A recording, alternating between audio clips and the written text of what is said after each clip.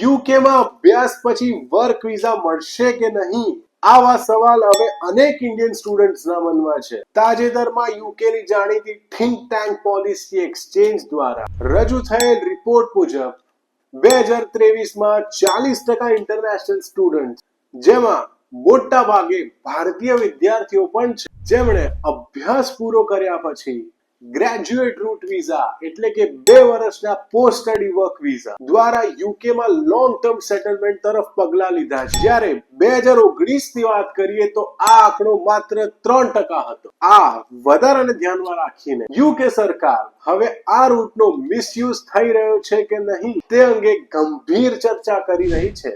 અને યુકેના કેટલાક રાજકીય પક્ષોનું કહેવું છે કે આ ગ્રેજ્યુએટ વિઝાનો હવે એક લૂપ હોલ તરીકે ઉપયોગ થઈ રહ્યો છે અને તેથી આ વિઝાને બંધ અથવા મર્યાદિત કરવા જોઈએ.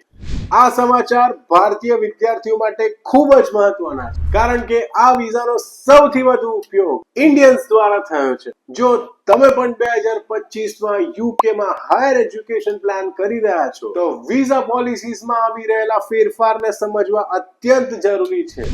તો આવા વિઝા રિલેટેડ જરૂરી ન્યૂઝ મેળવવા માટે આજે જ ફોલો કરો સારથી વિઝા.